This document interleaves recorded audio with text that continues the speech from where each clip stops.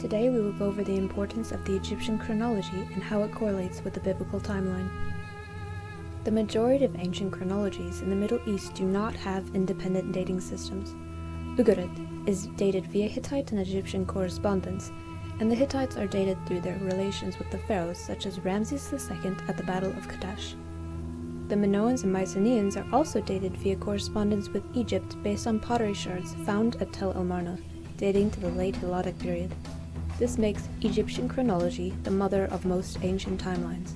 Because of this, we can observe the biblical timeline aligning properly with the Egyptian. We will start at the beginning of their encounters with Abram. In Genesis chapter 12, Abram and Sarai traveled to Egypt because of a severe famine. The pharaoh then takes interest in marrying Sarai, so Abram pretends he is not married to Sarai in case the Egyptians try to kill him. This brings about a severe plague upon Pharaoh and his household, until Pharaoh gives Sarai back to Abram. According to the translation of Papyrus 1116a, Pharaoh Kheti IV warns his son Merekare to beware of the Asiatics because of their deceptions. This could be attributed to Abram lying to the Egyptians about his wife, since Asiatics was a term used for anyone generally living east of Egypt. Apparently, Merekare heeded his father's warnings. One of the finest works of ancient literature reads, "I crossed in a barge without a rudder. By the force of the west wind, I passed to the east of the quarry, at the height of the mistress of the Red Mountain. Then I made my way northward. I reached the walls of the ruler, which were made to repel the Asiatics, and to crush the sandfarers. I crouched in a bush for fear of being seen by the guard on duty upon the wall. I set out at night. At dawn I reached Petan. I halted at the Isle of Kimbor. An attack of thirst overtook me. I was parched. My throat burned. I said, 'This is the taste of death.' I raised my heart and collected myself, when I heard the lowing sound of cattle and saw Asiatics. One of their leaders, who had been in Egypt, recognized me. He gave me water and boiled milk for me. I went with him to his tribe. What they did for me was good." Although the main character of this story is considered fictional, the geographical locations and tribal people are considered unembellished truths. In Genesis chapter 41, Joseph rises to power and becomes second in command under Pharaoh. We have evidence of this happening under the rule of Amenemhet III, who built his pyramid right next to the canal named Bar Yosef, which was built by Joseph in order to starve off the famine. According to the Masoretic text, the Israelites were in Egypt for 430 years, but according to the Greek Septuagint, they were in Egypt and in the land of Canaan for 430 years altogether. Paul seems to indicate that the Greek Septuagint is correct when he speaks in Acts chapter 13.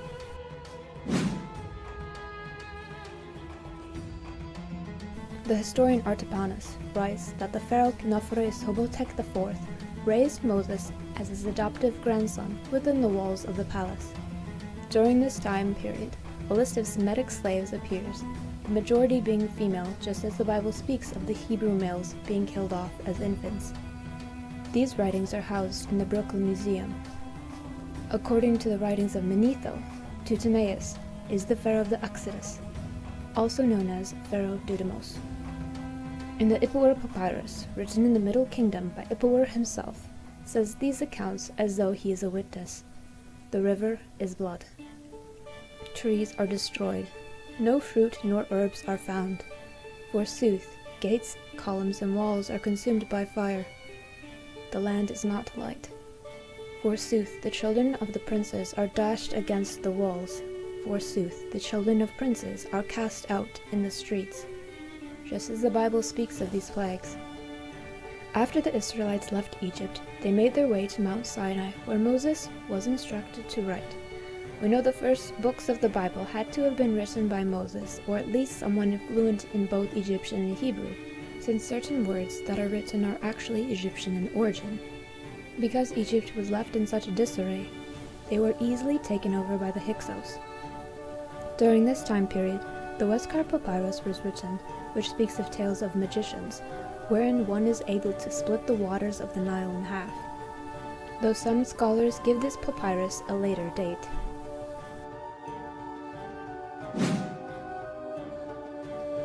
Now we come to the age of Amarna, during the famous rule of Akhenaten, Nefertiti, and Pharaoh Tutankhamun. The Amarna letters are an archive of diplomatic communication between Egyptian and Canaanite peoples. These letters are a treasure trove of correspondence between kings, which help to align chronologies. The Amarna letter EA39, spelling of Amaluti Iadu, and Amaluti Tzabe Iadu, referring to the Hebrew Yehuda, meaning Judah in English. The translation of this letter means men of Judah and soldiers of Judah. In the Amarna letter 170, Aziru is identified with Hadadazar, the Syrian king of 2 Samuel chapter 8, and Lupaku, meaning man of Paku, is identified with Shobek, which means he of Paku, the Aramean army commander of 2 Samuel chapter 10, verses 16 and 18.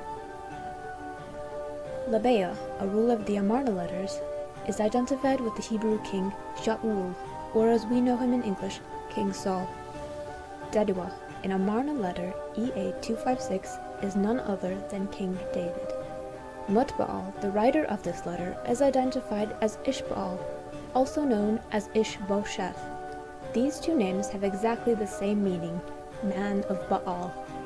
Ben-Amina is also mentioned in letter EA256 and is identified as the Israelite chieftain in 2 Samuel 4, who would later betray and assassinate Ishbosheth.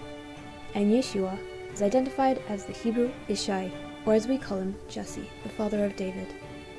Ahab, the subject of letter 256, is held to be the same as the biblical Joab, in English, Joab, the nephew of King David. And letter EA364 was written by Ahab. The sons of Labea in the Amarna letter 250 also speak of Mutbaal and Dedua once again, the latter being the son-in-law of Saul. Now that we know that King David and Akhenaten ruled at roughly the same time period, this information finally lays to rest the debate over whose religion came first.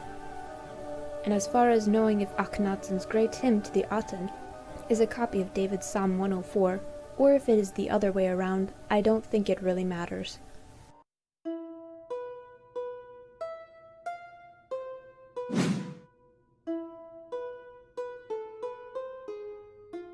According to the Hittite treaty tablet, Wash Maria Shatap Naria, or Shesha for short, is the Egyptian name of the famous pharaoh Ramses II. His daughter was married to King Solomon, her name being Bithyanah, or Bithya in Hebrew, meaning daughter of Yahweh. The Bible says in 1 Kings 9:16 that Pharaoh, king of Egypt, had gone up and captured Gezer, and burned it with fire, and killed the Canaanites who lived in the city, and had it given as a dowry to his daughter, King Solomon's wife. A stele inscription in the Amada temple in Nubia lists Ramses II's son Merneptah as the plunderer of Gezer. Most likely Merneptah helped his father with the conquering of Gezer, since Pharaoh Merneptah himself would have been much too old for campaigns when he became ruler of the nation. And the famous Merneptah stele located at Thebes says, Gezer is captured, Yanoam is made non-existent, Israel is laid waste, and his seed is not. In 2 Chronicles chapter 12 verse 9 it says that Pharaoh Ramses attacked Jerusalem and carried off the treasures of the city. Scholars believe this is due to Solomon's ill treatment of Pharaoh's daughter, so Ramses came to seek revenge.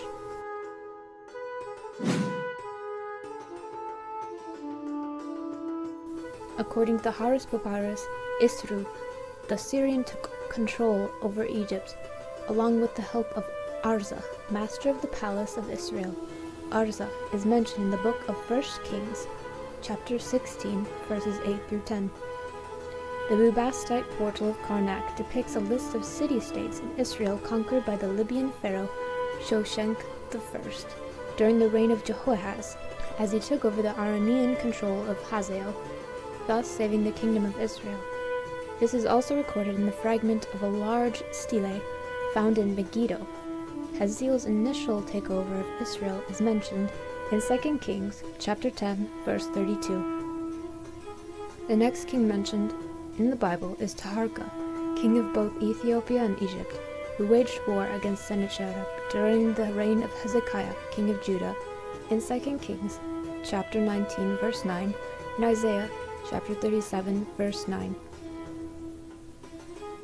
Pharaoh Necho, or as Herodotus and the Bible call him Pharaoh Necho, was the ruler that King Josiah tried to go up against in 2 Kings chapter 23, verse 29, and in 2 Chronicles chapter 35, verse 20 through 24, and captured Jehoahaz in 2 Kings chapter 23, verse 34, and in 2 Chronicles chapter 36, verse 4. He is also recorded as being defeated by Nebuchadnezzar in Jeremiah chapter 46, verse 2. The Nebuchadnezzar Chronicle confirms that Nebuchadnezzar did in fact defeat Necho's army at Carchemish, just as the Bible said. Followed by Pharaoh Apris, also known as Hophra. As Jeremiah writes, "Thus says the Lord, Behold, I will give Pharaoh Hophra, king of Egypt, into the land of his enemies, and into the hand of those who seek his life, as I gave Zedekiah, king of Judah, into the hand of Nebuchadnezzar, king of Babylon, his enemy who sought his life." Which now brings us to the time of Cyrus the Great, the creator of the largest empire the world had yet seen, giving him the title of King of the Four Corners of the World. After Cyrus conquered Babylon, many Israelites went to Egypt in 537 BC. Heliopolis itself had become a resting place for many Jews that did not find it quite so comfortable to be back in Israel.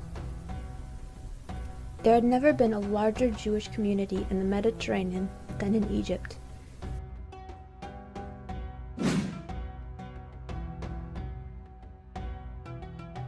When Alexander the Great passed away, his companions the Ptolemies reigned over Egypt. They employed 70 Jewish scholars to translate the Bible from Hebrew into Greek.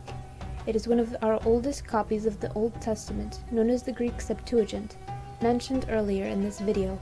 The Septuagint was presumably made for the Jewish community in Egypt, since Greek was the common language throughout the region under this dynasty. During the Ptolemaic rule, Greeks such as the later Plutarch were morphing the Egyptian deities with that of the Greeks in order to unify the two cultures, along with other people groups that had found their way into Egypt, which gave rise to Egypt's creation story closely resembling the story of Genesis chapters 1 through 4. Because of these close relations between kings throughout the years, it gave rise to many Egyptian stories closely resembling those of the Torah, such as the Tale of Two Brothers, a story resembling Joseph's wherein the older brother tries to kill the younger after his wife falsely claims the younger brother had attempted to sleep with her. The younger brother narrowly escapes and becomes Pharaoh at the end of the story. The veritable history of Setnikamoset II, written on Papyrus 604, discovered in Aswan, wherein foreigners curse Egypt with plagues, one being the land of Egypt would be in darkness for 3 days and 3 nights, along with a magician speaking of water turning to blood. The Papyrus of Ani tells of the god Atum destroying all creation with a flood and turning himself into a serpent. The famine stele, which speaks of Pharaoh's second-in-command predicting a 7-year famine and saving up enough food for storage, though some of these stories could have been passed down for quite some time before being written, since many have oral components with repetitive word usage, meaning the story was most likely told over a long period of time before actually being written down. The Temple of Horus, which was also being built and was not completed until 57 BC.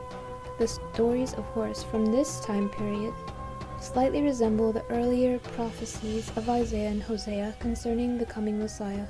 In the second chapter of Matthew, verses 13 through 23, after the magicians visit the Holy Family, an angel appears to Joseph in a dream and guides him to flee to Egypt with Mary and the infant Jesus, since Herod sought to kill Jesus, thus fulfilling the prophecy of Hosea chapter 11.